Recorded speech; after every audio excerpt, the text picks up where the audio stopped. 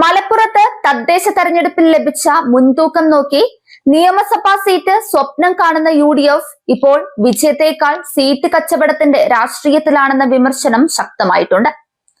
ജനവിധിയെക്കുറിച്ച് വേദികളിൽ വലിയ പ്രസംഗങ്ങൾ നടത്തുന്ന മുന്നണി അകത്ത് മണ്ഡലം പിടിക്കാൻ നേതാക്കളുടെ പിടിവലിയും ഗ്രൂപ്പ് സമ്മർദ്ദവും കൊണ്ട് തളർന്നു നിൽക്കുകയാണ്.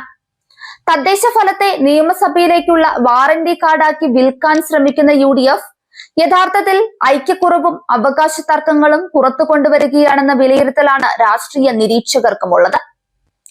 തദ്ദേശ തെരഞ്ഞെടുപ്പിൽ മലപ്പുറം ജില്ലയിലെ 16 നിയോജക മണ്ഡലങ്ങളിലും ലഭിച്ച വ്യക്തമായ ഭൂരിപക്ഷം നിയമസഭയിലും ആവർത്തിച്ചേക്കുമെന്ന കണക്കുകൂട്ടലിൽ സീറ്റിനായി നേതാക്കൾ പിടിവലി ശക്തമാക്കിയത് കോൺഗ്രസിന് എന്തായാലും തലവേദനയാവും. നിലമ്പൂർ, വണ്ടൂർ, തവനൂർ, പൊന്നാനി എന്നിങ്ങനെ 4ഇടത്താണ് കോൺഗ്രസ് മത്സരിക്കുക. ഇതിൽ നിലമ്പൂരിലും വണ്ടൂരിലും സിറ്റിംഗ് MLA-മാരായ ആര്യാടൻ ഷൗക്കത്ത്, AP അനിൽകുമാർ എന്നിവർ തന്നെ മത്സരിച്ചേക്കും. കോൺഗ്രസ് പുറത്തിറക്കുന്ന ആദ്യഘട്ട പട്ടികയിൽ ഇരുവരുടെയും പേരുകൾ ഇടം പിടിക്കാനുള്ള സാധ്യതയുമുണ്ട്.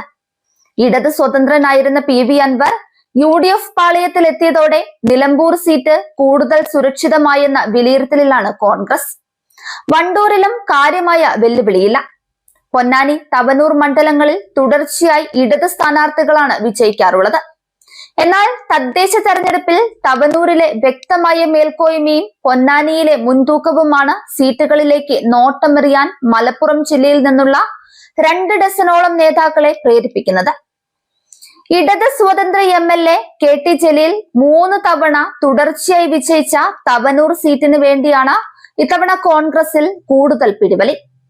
കോഴിക്കോട്ടെ തിരുവമ്പാടി സീറ്റിന് പകരമായി തവനൂർ ചോദിക്കാനുള്ള മുസ്ലിം ലീഗിന്റെ നീക്കം കോൺഗ്രസ് ജില്ലാ പ്രാദേശിക നേതൃത്വങ്ങൾ ഇടപെട്ട് തടഞ്ഞതും മണ്ഡലം ഇത്തവണ പിടിച്ചെടുക്കാനുള്ള അനുകൂല സാഹചര്യങ്ങൾ കൂടി മുന്നിൽ കണ്ടാണ്. കഴിഞ്ഞ നിയമസഭാ തെരഞ്ഞെടുപ്പ് സമയത്തും തവനൂർ സീറ്റ് മുസ്ലിം ലീഗ് ആവശ്യപ്പെട്ടിരുന്നു. അന്ന് ലീഗിന്റെ കൂടി താല്പര്യം പരിഗണിച്ചാണ് ചാരിറ്റി രംഗത്തുള്ള ഫിറോസ് കുന്നുംപറമ്പിലിനെ കോൺഗ്രസ് സ്ഥാനാർത്ഥിയാക്കിയത്. 2021 തവനൂർ മണ്ഡലം രൂപീകരിച്ച ശേഷം നടന്ന 3 തെരഞ്ഞെടുപ്പുകളിലും കോൺഗ്രസിന് വിജയിക്കാനായിട്ടില്ല. മണ്ഡലത്തിൽ കോൺഗ്രസിനേക്കാൾ സാധ്യത തങ്ങൾക്കാണെന്നാണ് മുസ്ലിം ലീഗിന്റെ വാദം. തവനൂർ വിട്ടുകൊടുത്താൽ മലപ്പുറത്ത് ആകെ 3 സീറ്റുകളെ ഉണ്ടാവുകയുള്ളൂ എന്നത് ചൂണ്ടിക്കാട്ടിയാണ് ഈ നീക്കത്തെ കോൺഗ്രസ് പ്രതിരോധിച്ചത്. തവനൂർ നിയോജക മണ്ഡലം പരിധിയിലെ 7 ഗ്രാമപഞ്ചായത്തുകളിലെ ഭരണവും UDF പിടിച്ചെടുത്തിട്ടുണ്ട്. 10,000-ൽ പരം വോട്ടിന്റെ ഭൂരിപക്ഷവും UDF-നുണ്ട്. മണ്ഡല രൂപീകരണ ശേഷം 2021 നടന്ന ആദ്യ തെരഞ്ഞെടുപ്പിൽ ഇടത് സ്വതന്ത്രൻ KT ജലീലിനെതിരെ മുൻ DCC പ്രസിഡന്റ് VV പ്രകാശ് 6,854 വോട്ടിനാണ് പരാജയപ്പെട്ടത്. ലീഗ് അണികൾക്കിടയിലടക്കം കൂടുതൽ സ്വീകാര്യനായിരുന്നുവെന്ന് KT ജലീൽ. 2016-ൽ യൂത്ത് കോൺഗ്രസ് നേതാവ് P ഇഫ്തിഖാറുദ്ദീനെ മത്സരിപ്പിച്ചപ്പോൾ 17,064 വോട്ടിനായിരുന്നു ജലീലിന്റെ വിജയം. കഴിഞ്ഞ തെരഞ്ഞെടുപ്പിൽ ഫിറോസ് കുന്നുംപറമ്പിലിനെ മത്സരിപ്പിച്ചപ്പോൾ 2,185 വോട്ടിന് കിതച്ചാണ് ജലീൽ വിജയിച്ചു കയറിയത്. വീണ്ടും ജലീലെങ്കിൽ 4ാം മത്സരമാവും. ഇക്കാര്യത്തിലെ CPM അണികൾക്കിടയിലെ അസംതൃപ്തിയും കോൺഗ്രസ് മുന്നിൽ കാണുന്നുണ്ട്. തവനൂരിൽ സംസ്ഥാനതല നേതാവിനെ മത്സരിപ്പിക്കണമെന്നും നിലവിലെ അനുകൂല രാഷ്ട്രീയ സാഹചര്യം പ്രയോജനപ്പെടുത്തണമെന്നുമുള്ള അഭിപ്രായം കോൺഗ്രസിനുള്ളിൽ ശക്തമാണ്. DCC president VS Joy, UDF ജില്ലാ chairman PT Ajay Mohan, V Baburaj, Alippatta Jameela, AM Rohit എന്നിങ്ങനെ ഒരു കൂട്ടം നേതാക്കൾ സീറ്റിന് സമ്മർദ്ദവുമായി രംഗത്തുണ്ട്. തദ്ദേശ തെരഞ്ഞെടുപ്പിൽ ജില്ല വലത്തോട്ട് ചാഞ്ഞപ്പോൾ ഇടതിന് കാര്യമായി പരിക്കേൽക്കാത്തത് പൊന്നാനിയിലാണ്. നിയമസഭാ മണ്ഡല പരിധിയിൽ 1,612 വോട്ടിന്റെ ഭൂരിപക്ഷമേ UDF-നുള്ളൂ.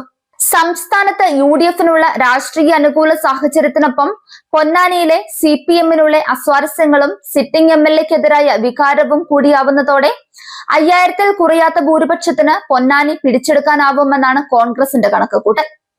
പൊന്നാനിയിൽ പ്രാദേശികമായി വേരുള്ള സ്ഥാനാർത്ഥിയെ മത്സരിപ്പിക്കണമെന്നാണ് കോൺഗ്രസ് മണ്ഡലം കമ്മിറ്റികളുടെ ആവശ്യം. PT Ajay Mohan, KP Naushad Ali, Haris Muthur, doctor Haripriya, AM Rohit എന്നിവർ സാധ്യതാ ലിസ്റ്റിലുണ്ട്.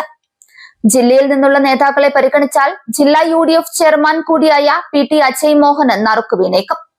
2016-ലും 2011-ലും പൊന്നാനിയിൽ മത്സരിച്ചിട്ടുണ്ട് അജയ് മോഹൻ. 2011-ൽ P ശ്രീരാമകൃഷ്ണനെതിരെ മത്സരം കടുപ്പിക്കാനായി. അന്ന് 4101 വോട്ടിലൊതുങ്ങി ഇടതിന്റെ വിജയം.